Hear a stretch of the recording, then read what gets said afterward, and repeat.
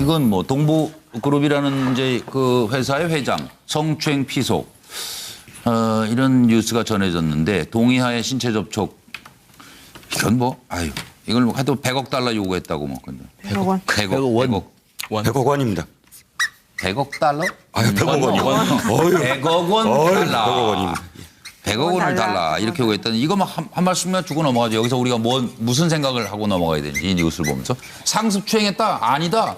합의하에 만진 거다. 이게 진실 게임입니다. 여기서 A씨와의 관계입니다. 김 회장이 사무실에서 6개월간 상습적으로 추행했다. 일부 신체 접촉이 있었던 것은 사실이다. 그룹 측에서 얘기하는 겁니다. 그러나 동의하에 이루어진 것이고 강제성이 없다. 허벅지, 허리 만지는 동영상 3개를 증거 자료로 제출한다.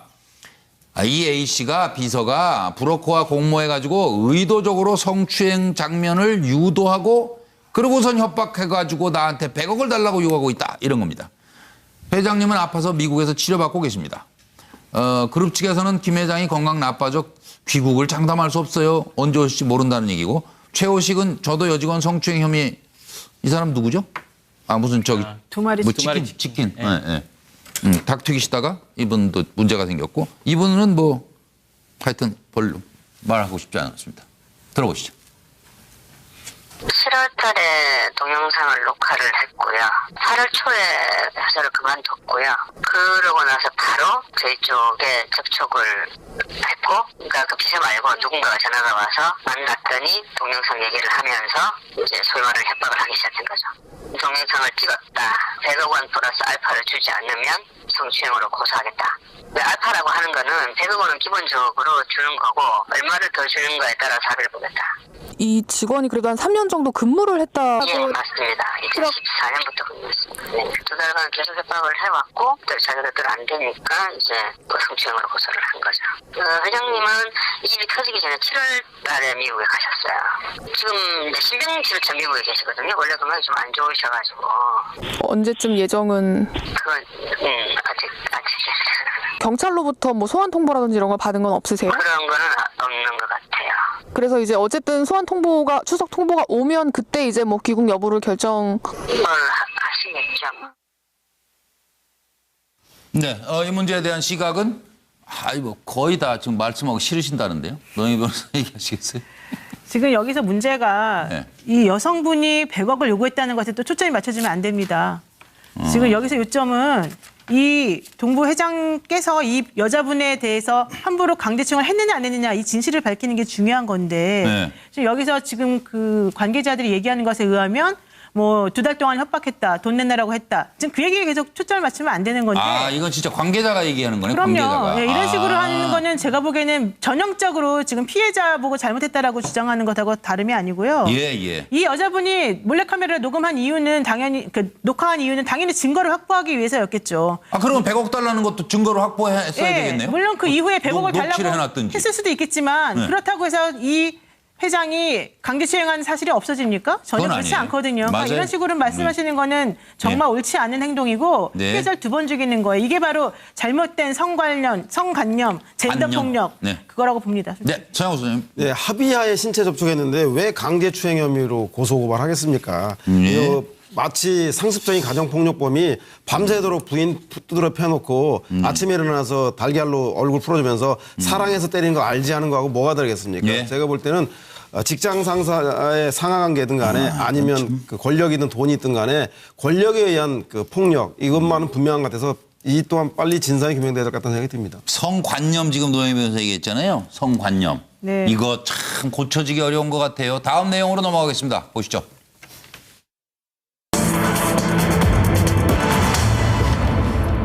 한국당에서 여성 정책 토크쇼를 열었다는 거예요. 근데 괜히 열어가지고 당 대표하고 혁신위원회에서 열었는데 혁신위원장하고 문매를 맞았다는 거예요. 이거 가서 무슨 말씀을 했길래? 내용들 아시죠? 뭘 말한다고 봐야 돼요? 홍준표 대표. 젠더 폭력이 뭐예요? 나 트랜스젠더는 들어봤는데? 그리고 유 위원장이 또 이랬어요. 성평등을 넘어 지금 여성 우월적으로 가지 않습니까? 네. 이렇게 얘기했어요. 그러자 아이고 한국당 아직 멀었다. 젠더 감수성을 키우지 않았다는 증거 아니에요? 젊은 층들은요 꼰대당으로 알고 있어요. 참 홍준표 대표 뭐 촌 여자가 출세했다 뭐 이랬다는 거죠. 부인 얘기. 그리고 설거지는 여자가 하는 일. 그러니까 젠더 인식의 바닥을 보여줬다. 바른정당. 민주당에선 젠더망은 사과하라. 그리고 안쪽에서 이제 뭐 여성 정책에 무관심한 것이다. 젠더 폭력이 언제부터 상식이야? 이렇게 생각하는 분들도 있는 것 같고 상황이 좀 괜히 가신 거 아닌가 싶기도 하고 어려우시죠. 들어보시죠. 그 과정에서 권력의 불평등으로 인해 생겨나는 폭력을 젠더 폭력이라고 한다. 나는 이게 선뜻 이해가 안 되는데 이게 어떤 내용인지 예를 들어서 한번 말씀해 주시면. 나보다 더 권력이 낮은 사람을 성폭력을 해도 난 괜찮아. 그리고 내가 돈으로 가서 여성을 사가지고 내 성욕을 풀어도 괜찮아. 라고 생각하는 게 되고요. 요즘 세상에 지금 말씀하신 무슨 남자가 우월적인 신체적 물리력으로 그 알량한 남자의 권력으로 여성을 지배한다든가 하는 것은 이미 지나간 일이라고 저는 생각해요. 더 이상 없습니다. 그런 일은. 당대표님께서 젠더 폭력이 뭡니까 물어보고 옆에서 유석춘 위원장님이 부연 설명하는 걸 듣고 자유한국당은 정말 아직 멀었구나 이 생각이. 사실 자유한국당이 여성 문제에 그거하다. 그런 얘기는 좀 서운한 게 우리 자유한국당 같은 경우에는 비록 탄핵당하고 구속되고 했지만 최초에 여성 대통령을 탄생시켰습니다.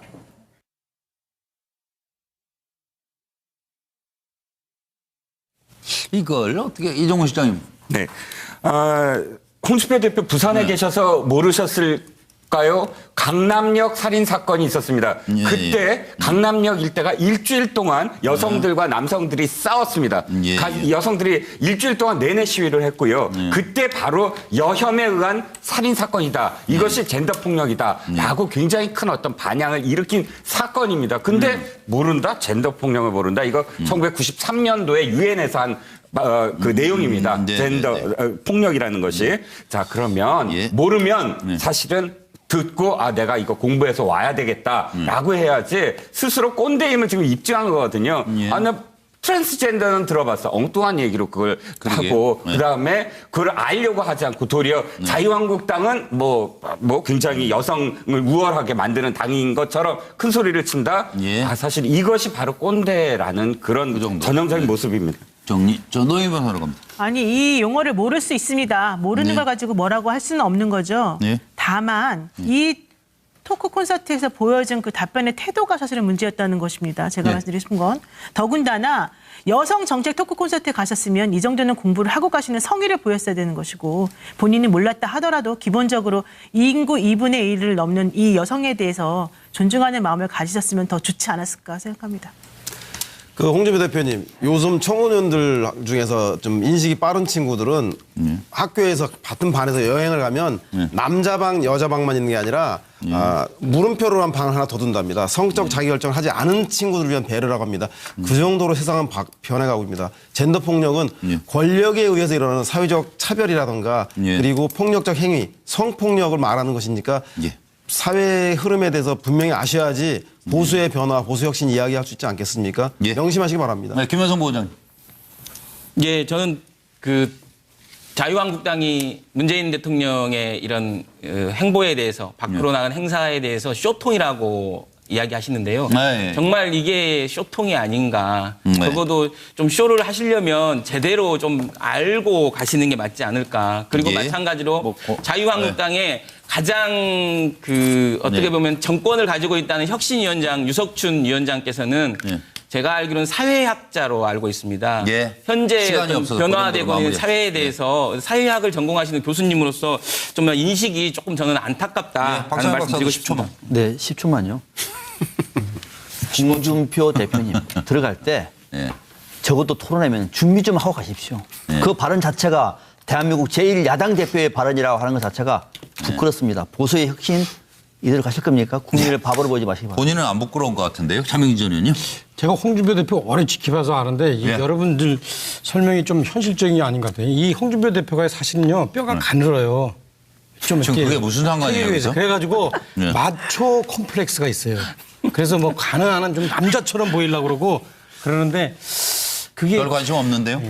그런 생각하시는 분도 있을 것 같아요. 좀 그런 게 있어요. 다른 사람을 생각해야 좋은 정치가 아닐까 싶어요. 수고 많으셨고요. 김주아 앵커의 MBN 뉴스팔이 이어집니다. 고맙습니다.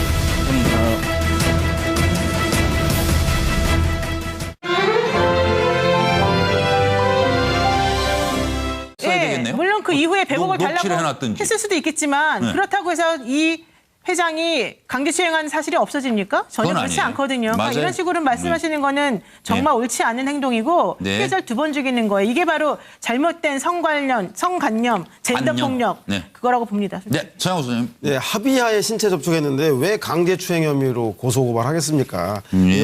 마치 상습적인 가정폭력범이 밤새도록 부인 두드려 패놓고 아침에 일어나서 달걀로 얼굴 풀어주면서 사랑해서 때리는 거 알지 않은 거하고 뭐가 다르겠습니까? 예. 제가 볼 때는 직장 상사의 상하관계든 간에 아니면 그 권력이든 돈이 있든 간에 권력에 의한 그 폭력 이것만은 분명한 것 같아서 이 또한 빨리 진상이 규명돼야 될 것 같다는 생각이 듭니다. 성관념 지금 노영희 변호사 얘기했잖아요. 성관념. 네. 이거 참 고쳐지. 이건 뭐 동부그룹이라는 이제 그 회사의 회장 성추행 피속 이런 뉴스가 전해졌는데 동의하에 신체 접촉 이건 뭐 아유 이걸 뭐 하도 100억 달러 요구했다고 뭐.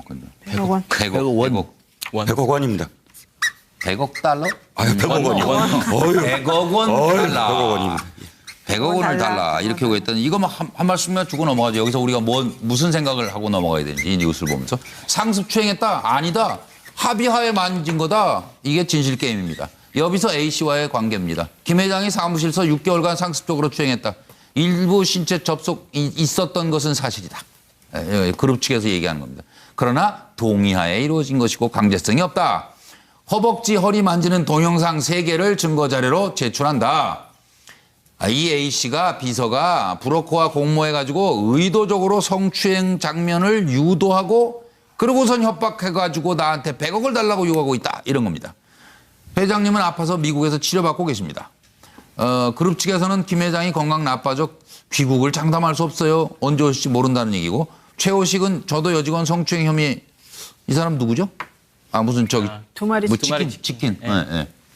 닭 튀기시다가 이분도 문제가 생겼고 이분은 뭐 하여튼 별로 말하고 싶지 않았습니다. 들어보시죠. 7월 달에 동영상을 녹화를 했고요. 8월 초에 회사를 그만뒀고요. 그러고 나서 바로 저희 쪽에 접촉을 했고, 그러니까 그 비서 말고 누군가가 전화가 와서 만났더니 동영상 얘기를 하면서 이제 소위 말하는 협박을 하기 시작한 거죠. 동영상을 찍었다. 100억 원 플러스 알파를 주지 않으면 성추행으로 고소하겠다. 알파라고 하는 거는 100억 원은 기본적으로 주는 거고 얼마를 더 주는 거에 따라 합의를 보겠다. 이 직원이 그래도 한 3년 정도 근무를 했다고. 예, 맞습니다. 2014년부터 근무했습니다. 네, 2달간 계속 협박을 해왔고 또 자기들 안 되니까 이제 성추행으로 고소를 한 거죠. 회장님은 이 일이 터지기 전에 7월 달에 미국에 가셨어요. 지금 이제 신병치료처 미국에 계시거든요. 원래 건강이 좀 안 좋으셔가지고. 언제쯤 예정은? 그건 아직 경찰로부터 뭐 소환 통보라든지 이런 걸 받은 건 없으세요? 그런 거는 없는 것 같아요. 그래서 이제 어쨌든 소환 통보가 추석 통보가 오면 그때 이제 뭐 귀국 여부를 결정. 하시겠죠. 네, 이 문제에 대한 시각은 거의 다 지금 말씀하고 싫으신다는데요. 노영희 변호사 얘기하시겠어요?